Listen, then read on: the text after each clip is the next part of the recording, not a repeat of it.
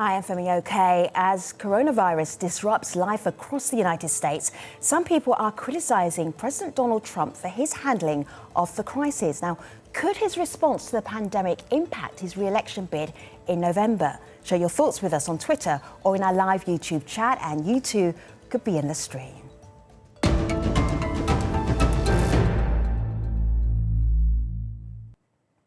There are now more than 3,700 confirmed cases of COVID-19 in the US. Daily life has changed dramatically as schools, workplaces and other institutions close to prevent the illness from spreading.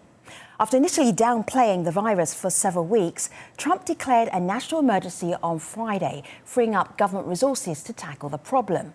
On Sunday, he also urged Americans to stop panic buying groceries. There's no need for anybody in the country to hoard essential food supplies. They said to me, could you please tell them, just go and buy, enjoy it, have a nice dinner, relax, because there's plenty, but you don't have to buy the quantities because it's hard to refill the stores on a basis as rapid as they're refilling them. And we are using the full power of the federal government to defeat the coronavirus, and we will do whatever it takes, and we're doing, I think, really, really well. As the coronavirus continues to spread, two key election year issues are likely to remain at the forefront in the coming months: healthcare and the economy. Millions of Americans have no savings and cannot afford medical visits or to self-quarantine if they are feeling ill.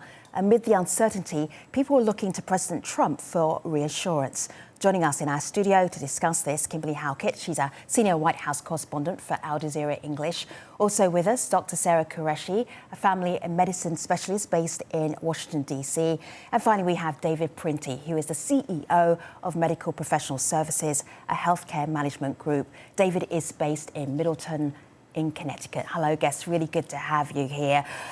Kimberly, this idea about the president leading the nation in a time of crisis, is this the biggest test of his leadership so far? There's no question this is a major test, and that's what Americans do in times of crisis. They look to the president. Sometimes he's called the consoler-in-chief.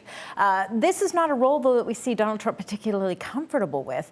And this is certainly a pivotal point for him because he has been focused up to this point on his reelection, and he's banked it on the economy. He's banked it on the gains that he's made in terms of unemployment numbers across the board. And now we've seen those gains, particularly when it comes to the stock market, they have all but disappeared, gone back to 2017.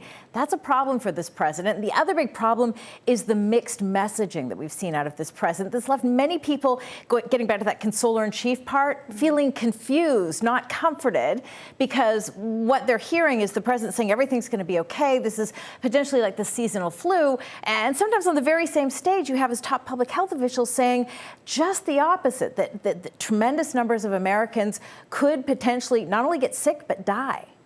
David, how reassuring are you finding the president right now in terms of how he is approaching the public and the information that he is giving to the public? I think he's done a very good job, except in one area. An area that I really feel that he fell down on is that he relied upon the CDC to do all the testing. And really the strength of the American healthcare system is in the hands of private organizations. And once last week that the testing was approved by the FDA and turned over to private labs, we can catch up on testing, and that way we can map and, quite frankly, understand the progression of the disease in America much better. Sarah, go ahead. Yeah, my answer to that is I think it's, I mean, I agree with you about the testing, but I feel like his response has been absolutely opposite of what you would want your leader to, how you would want your leader to respond. And it has changed the trajectory of what's going on in our country and the number of cases.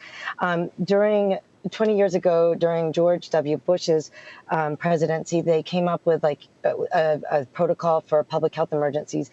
And the core principles were be first, be right, be credible, show respect, and promote action. Our current president has done none of those things.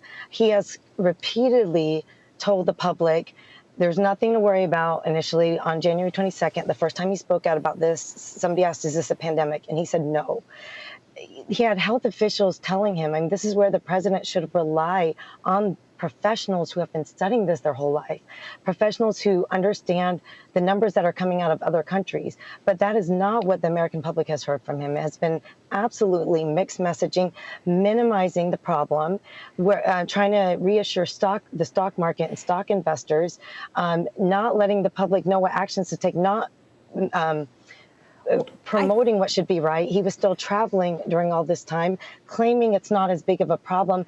These are huge missteps. Well, I just want to jump in here because I think we could frame this as this president, because he is so cognizant, whether it was the crowd size of the inauguration, whether it's the crowd size at his rallies, perception, he's a marketing guy, all of this matters. And he knows what he says is going to rattle the markets and the investors and create jitter.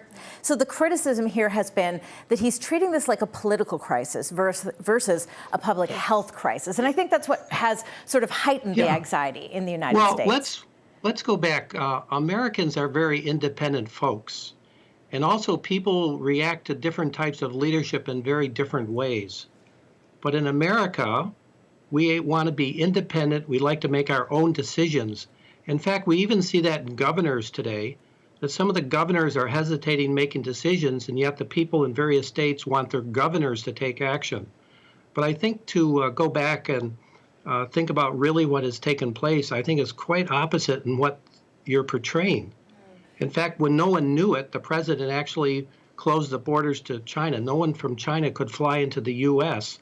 He was criticized by the German foreign minister that he closed down travel from Europe. And yet today, Germany closed its borders. So I think that people are looking for different answers. But quite frankly, I think if you look at the facts, they have been, in fact, shared with the public. And the president has also tried to reassure the public that we're going to get through this. So it's kind of a difficult role for any leader to play. And clearly, George Bush is a different man than Donald Trump. So, guess, hold tight for a moment. Let me just share this with you because David brought this up. This is the president. I was criticised by the Democrats when I closed the country down to China many weeks ahead of what almost everyone recommended. That was out there on March the 2nd. What I want to just check in with you, Dr. Qureshi, Sarah, is this. When he was talking to the governor's business session on February the 10th, I'm not sure that the president understands what the coronavirus is. Let's have a listen. Impact. Now, the virus that we're talking about having to do, a lot of people think that goes away in April with the heat, as the heat comes in. Typically, that will go away in April. We're in great shape, though. We have 11 cases, and many of them are in good shape now. So, but a very good question. Yes. We're in good shape. Now, admittedly, that was February the 10th, Sarah, but I'm wondering if he doesn't actually understand what the impact of the coronavirus could be. Absolutely. I mean, as a public health professional, as a physician, with my colleagues, I'm currently on maternity leave, but with my colleagues on the front lines, not having enough personal protective equipment, not having enough N95 masks, whereas in other countries they have enough, not being able to test. When I hear that from February, it is so frustrating and it is horrifying. Presidents can have different personalities, but this is not about personality. This is about not being transparent with the American people. And if you don't understand the way this virus works, then listen to those who are telling you, the professionals. The coronavirus is not going any. Yeah, Doctor, I'm just curious how do you know that Donald Trump didn't understand the situation and doesn't today? I'm trying to figure out how people know this. I just, in fact, was with the president a weekend ago in Mar-a-Lago. We had quite a briefing, and I'm just kind of intrigued how everybody knows what he does know or doesn't know. David, tell us about that briefing. Were you convinced that the president understood a pandemic, what might happen, that he'd really got all the facts together? Because sometimes he says things like, my hunch is, and he's talking about the coronavirus. So I'm wondering whether maybe his messaging and what he understands, maybe those two things aren't going together, David. I think what the dilemma is that he's trying to make sure that the public, and that's why all the professionals are at the microphone, but he also feels he has a role to encourage people. And he also has been, I think, deeply concerned, which I think the big issue is the damage that's going to be done to the economy. And people are going to be hurt tremendously by that. And I think he's been trying to balance both. Yeah, he's been trying to balance both, but at the same time, I think the criticism is that the president is always a little bit narcissistic in the midst of all of this, and that's what people at this time are looking for him to go beyond. And I use one of his tweets that just came out about an hour ago as kind of an example. This opportunity to unite, where the president writes, just had a very good teleconference with nations' governors, went very well. But then he goes on to single out someone he has political differences with, and that is the Governor Cuomo of New York. He says Cuomo of New York has to, quote, do more. So that's not a unifying message. And that's sort of where people feel that despite political differences... Did you hear what Governor Cuomo said to him this morning? Well, I don't dispute that both of them may be engaging in partisan politics. I'm just telling you as a reporter, what I hear in the street is the desire from ordinary Americans for their politicians to do just the opposite. I'm sure there are probably lots of politicians that are engaging in partisan politics. But I think that when it comes to leadership in crisis, what Americans are looking for right now, just talking to the grassroots level, which I'm very comfortable with and in tune with, is the fact that that's what they're looking for. And they're feeling it's a little bit absent, and that's what's increasing anxiety. I'd like to bring it back to a healthcare, public health perspective. Sure. This is not about the economy right now. This is ravaging other countries. We need a public health response, not a political response. David, you asked, read all of his tweets, everything that is being written. I'm going to just go back and say one thing I do agree with. It was good, January 22nd. I'll give credit for closing, at least taking that step to close the borders, although it wasn't that great because still American citizens were allowed to come back from China. But with that being said, read all the tweets. I don't know what his conversation with you was, but the fact that he was still flying a week ago to Mar-a-Lago shows that he does not understand the threat of this virus to our nation, to the world. We had 2 months to learn from China. Look at other countries. We had time to not reject the World Health Organization test kits. This is not a place where American individualism should come out. This is a place where we need to come together as a country. We need our leader to still reassure, and I agree, he is in a very hard position, but to tell the truth, be transparent, and reassure.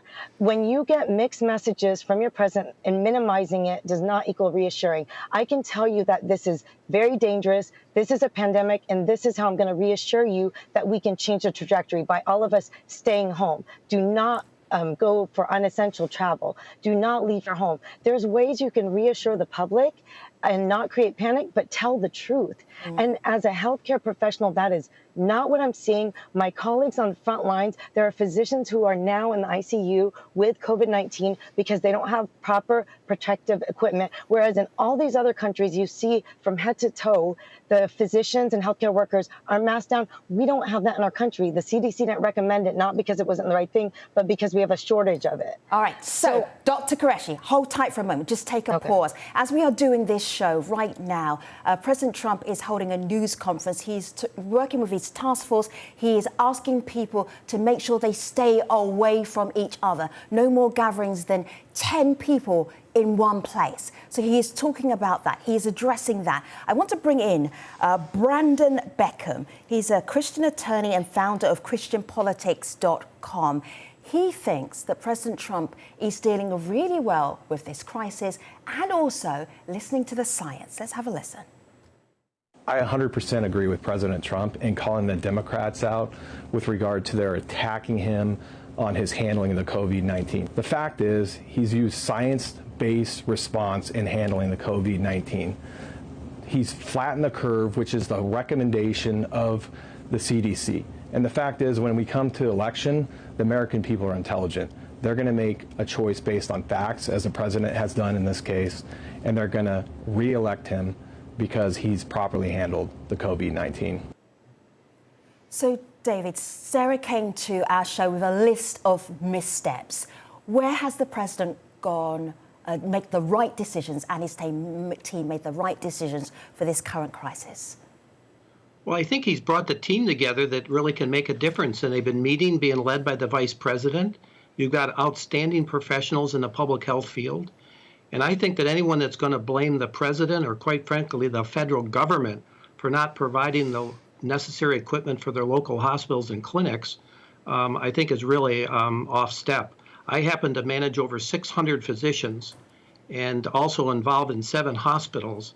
And we have this protective equipment. We set up immediately as soon as the FDA approved the Roche tests. We got drive-through clinics for testing in Middletown, but the federal government hadn't approved those until last week. Again, I really think the big player in this that really made a mistake was the bureaucrats, the professionals at CDC that thought that they could take care of the tests. They wanted to professionally run the show. And it was a big mistake because in America, it's the private healthcare system that really drives the delivery of care. I want to jump in on that because you've touched on a really important point. So Donald Trump often steps on his own good headlines. And one of his good headlines has been he's really eliminated an enormous amount of red tape that existed and contributed to the lapse in Americans being able to get tested. So I think what's important to note in all of this that Donald Trump has done a few things right. The problem is that, you know, he by sort of getting some of those things out in a mixed message sort of way. I take, for example, the announcement of this sort of consumer-friendly website that was going to be designed by Google. Then the press jumped on it to say, wait, it's not Google. They don't actually know. It was a contractor. It was messy. And that sort of muddied the overarching message that there is a very unique consumer-friendly approach to what this president is doing. He assembled last week CEOs from major companies here in the United States that Americans are familiar with, whether it's drugstores, whether it's major sort of big box retailers, to get testing out into the open, to make it more accessible. It's not quite there yet. There have been missteps. But the point is that there was sort of a revolutionary way to kind of try and do this. But all of that has been, again, muddied by the president's messaging. So sometimes these problems of messaging fall squarely on the shoulders of the president. As much as you can blame the CDC and bureaucracy, you know, the essence is that he's the one driving the ship, steering the ship. And I'm going to give, and I agree with that, but I'm going to give a little bit more pushback to that with the testing. What he's shown is he cares mostly about numbers. Even when there was a cruise ship off the coast of California, he, in his own words, I don't have the exact quote, but, oh, no, we don't want them to land because we don't want that to add to our numbers. Right now, we're talking about people's lives. This isn't about numbers. From the start, I don't think he was concerned that we weren't testing because he was happy that our numbers looked low. And it's clear from his tweets that that was the case. And he was thinking about re-election and thinking about the economy.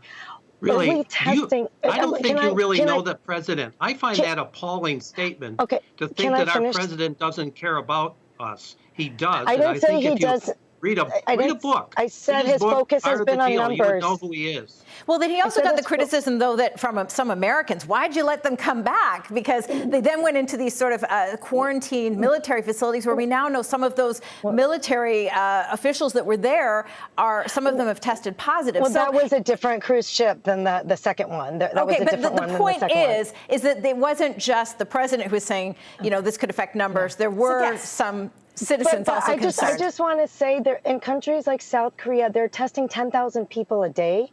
In our country, we've tested 10,000 people over the last few weeks. What I want to say is the president has been able to do other things. There was time to prepare for this. There was a pandemics team in 2018 that was dismantled by our administration. The president says he doesn't know about it, but again, he was in charge of that. He appointed the director of the CDC. He oversees these things. So, yes, I am just going to remind you and just refocus you because there's so much to talk about the coronavirus globally and within the United States. Will the president's leadership in this situation impact his election chances in November? Let me share with you what W. Marie was saying here on YouTube. She's watching all of you debate this right now. And she says the public does not have faith in this president. That is her perspective. But there really is a huge divide between how some Republicans think about how this situation is unrolling in the United States and how Democrats see this situation. Let me give you one example. And for that, I go to Fox News and somebody very close to the president, his son, And this is what he has to say about this current crisis and what Donald Trump is doing, the president. For. The playbook is old at this point, but for them to try to take a pandemic and seemingly hope that it comes here and kills millions of people so that they could end Donald Trump's streak of winning is a new level of sickness. I don't know if this is coronavirus or Trump derangement syndrome, but these people are infected badly. So, Kimberly, I'm just going to say this is, just so our international audience understand, this is a real debate that is happening in the US right now. Yeah. We don't believe there's a virus. You're just saying it, Democrats, so that you can win come November. How is this even possible when so many lives are at stake? Well, I think because this is a sharply divided country and people have really moved to the furthest corners in terms of their partisanship. It's not just our political leaders, it's ordinary Americans. And so I think that's what you're seeing there. But it's interesting. This has really affected Donald Trump's sort of Make America Great Again movement. There's even a fracture within the movement now. Some people who are really getting nervous and feeling they need a stronger message on coronavirus. And then you're hearing the sentiments of his son there that sort of reflects the other side. And I think this is the challenge. And, as a mom, I'm just going to say that it's really important for us all to act like grown-ups. And, that's sort of the one thing that I find when I'm out in the street, whether I'm at the White House, is we're at that point now where it's kind of time for the grown-up in the room to go, okay, enough. Is that happening yet? Well, I have to tell you, with the professionals that I work with, I do not hear this type of rhetoric. I think they're focused on what is the best thing to do in their clinics, what patients they can really safely care for. And I don't think they're really worried or wondering what Washington is doing. On the other hand, I really do believe that how people perceive the impact of this, both economically and health, will really affect the election in the fall. There's no question about that whatsoever. All right. Dr. Sarah Qureshi. I would love to see can I just say, I'd love to see our president step up. I would love to support him, take the right measures. I would love to see that because lives are at stake. And we're weeks behind in the measures that we should have taken. And I would love to see him take that charge and help save lives. The phrase right now that the White House is using, 15 days to slow the spread. So they are recommending Americans stay away from each other, have this idea of keeping some space so you're not too close. Let me just share this with you again from YouTube, following all of your debating guests. Casper says, Trump is doing an excellent job of managing this manufactured crisis. Too harsh? Kimberly? Yeah, definitely too harsh. This is not... David, too harsh? Well, it's not manufactured. This is a real pandemic. There's no question about it. I think really what the effort is from a healthcare standpoint is we're really trying to push down so there's not a big spike so that the healthcare system can absorb the patients.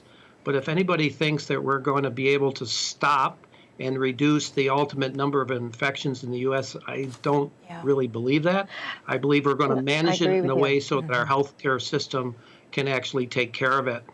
My biggest concern that there could be, like in the state of Maine, we had some person came back from an overseas trip in the last week, and they went to the retirement community without telling anybody. And now all of a sudden they've had to close down the whole retirement community. So I think individual Americans really have to be responsible and rational in their actions. And I think the key will, again, is to push down the spike in infections so that the healthcare community can really handle this. If people are irresponsible, I think we have a serious issue. All right, bringing it back to what's really important, bring the health of individuals and citizens in the United States of America. Dr. Sarah Qureshi, thank you very much. David Printy, thank you. Kimberly Halkett, thank you so much. Let me leave you where we really should be paying our attention. This is from the Johns Hopkins University telling us how many confirmed cases of coronavirus we have around the world, how many total deaths, how many total recovered. And then let me just look very closely at the US. And you can see here where we are in the US, over 4,000 totally confirmed cases of COVID-19. Of course, we will continue to cover this story on the stream and ajstream.com too. Thanks for watching. See you next time.